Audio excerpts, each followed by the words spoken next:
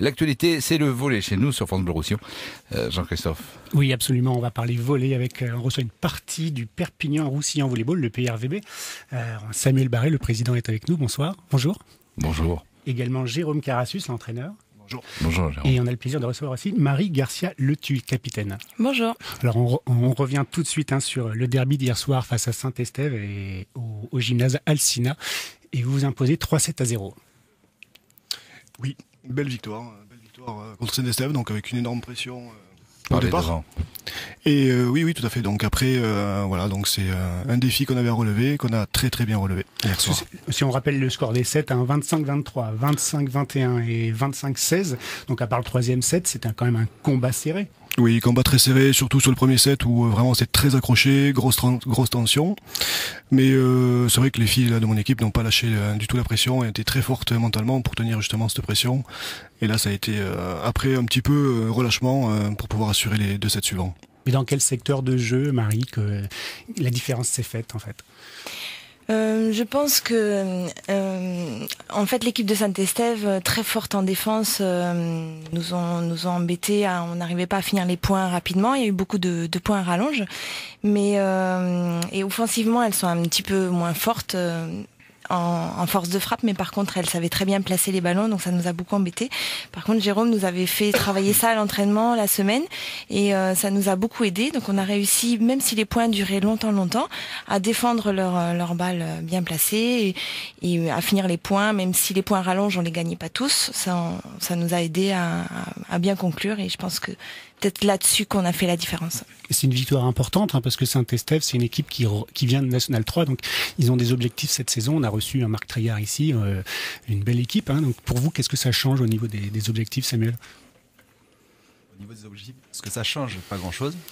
À savoir que voilà, l'objectif c'est de jouer la partie haute du tableau. Donc on est toujours dans la course et voilà, ça change vous attendiez une victoire en 3-7. Je souhaitais une victoire en 3-7.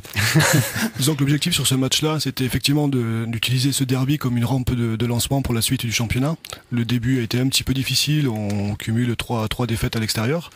Et le derby, comme c'est toujours un petit peu différent, donc on voulait justement profiter de ce match-là pour avancer. Alors dans un match comme ça, c'est le premier set qui est un peu déterminant pour le moral. Déterminant parce que là il n'y a pas eu de round d'observation, ça s'est joué très vite, très fort. Donc on se connaît très bien les deux équipes, les deux entraîneurs, c'est quand même une sacrée pression et le score en est la preuve, quoi. La saison passée, là, il y avait eu une baisse au mois de février à cause d'un manque d'effectifs. Cette saison, comment s'aborde la saison? Disons que c'est vrai que l'an dernier, on avait enchaîné jusqu'au mois de décembre, janvier, quasiment 22 matchs sans défaite. Et puis après, il y a eu un match sur Montpellier qui était un petit peu le début de la cata, blessure, départ de certaines filles à l'étranger, etc.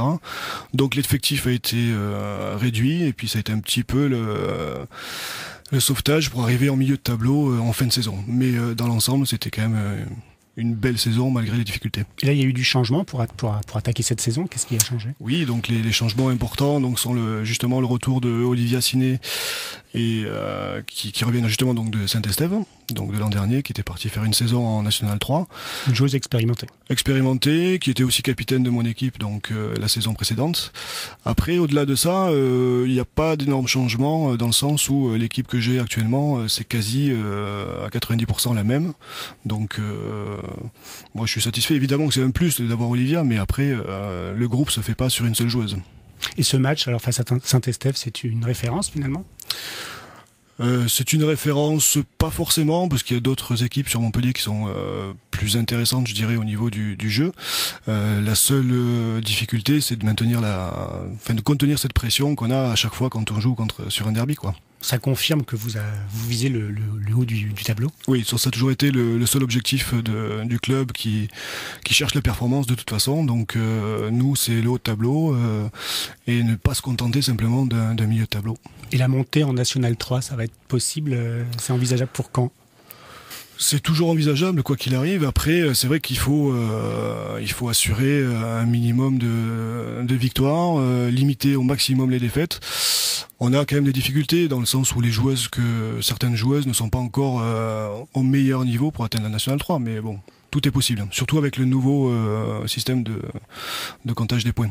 Marie, Pardon, c'est quoi ce nouveau système de comptage de C'est points? nouveau, ça a un petit peu de temps, mais c'est vrai qu'avant une défaite c'était 2 points, une victoire 3, donc Classique. là c'est 3 ou 0. Donc on peut Ah, prendre d'accord. un peu sur un tie-break si on peut récupérer un point de bonus, un petit peu comme au rugby, quoi. Ah d'accord. Voilà, donc ça va très vite. oui, non, je disais Marie, dites-nous vous, comment ça se passe, comment vit le groupe, comment se passent les entraînements? Bah, justement, c'est un club très sympa. C'est d'ailleurs pour ça qu'on continue. Comment se passent les entraînements, les matchs, on s'entend bien. Il y a quand même du niveau. Enfin, c'est sûr, chaque joueuse a de l'expérience. Et justement, le collectif se met petit à petit en place avec de nouvelles joueuses. La passeuse progresse énormément aussi. Et tout ça fait qu'on se régale et qu'on n'a pas envie de s'arrêter. Samuel, vous êtes le président, c'est récent depuis Nouveau. juin. Ouais. Le nouveau, qu'est-ce que vous attendez quel est votre projet? Pour le club, Oui, bien sûr. de maintenir effectivement les équipes dans le championnat pré-national, donc que ce soit en féminin comme en masculin, et de diffuser aussi l'image du volleyball au travers du club, mais pas seulement, au niveau du comité départemental aussi. Voilà, de diffuser un petit peu plus l'image de ce sport qui reste quand même minoritaire dans ce département. Voilà. Et il y a des jeunes au niveau de la formation, comment ça se passe? Oui, beaucoup de jeunes. Donc c'est vrai qu'il y a quelques temps, on avait reparti avec très peu de jeunes, parce que bon, changement de président, changement d'entraîneur, etc. Donc là, c'est quand même plusieurs équipes engagées, surtout en championnat régional. C'est quand même une référence. Tous les clubs ne peuvent pas se le permettre. Quand on regarde le département et l'image du PRVB, justement, c'est quand même le seul club qui peut engager autant d'équipes en niveau régional. Là aujourd'hui, par exemple, chez les juniors garçons, il y a le Match deuxième de Coupe de France, deuxième tour. Voilà. Donc, qui se joue en ce moment à Alzina. Donc, pour l'instant, le destin des juniors n'est plus entre leurs mains, puisqu'ils ont fait un premier match gagné 2-7 à 1. Ça se joue en 2-7 gagnants, en fait. 2-7 à 1, le deuxième perdu 2-0. Et donc, tout dépend du match en train de se dérouler entre Aubagne et Muret. Voilà, donc je saurai peut-être d'ici la fin le score et si on passe. Mais voilà. Non, en fait, on a effectivement les juniors en Coupe de France, des cadets et des minimes engagés en région, les jeunes cadettes et minimes féminines engagées dans un championnat bidépartemental avec l'Aude. Voilà, donc. Et pour les filles, Jérôme, les prochains matchs? Prochain match, donc là, samedi prochain, c'est le Crest. Donc on devrait entamer, a priori, les matchs un peu plus abordables. Mais bon, on se méfie toujours avec un match clé, le 4e, donc le 10 décembre, contre Gruissant, qui fait partie des favoris. Merci infiniment. Merci beaucoup. Merci à vous. Puis on rappelle cette Merci. victoire, dont 3-7-0. Hein. Et puis aussi, on a un autre match. On va directement le prendre dans le journal, puisque ça s'est aussi déroulé hier soir. C'est la victoire de l'Arago de 7 devant Perpignan sur le score de 3-7 à 1. Merci à vous, excellente soirée.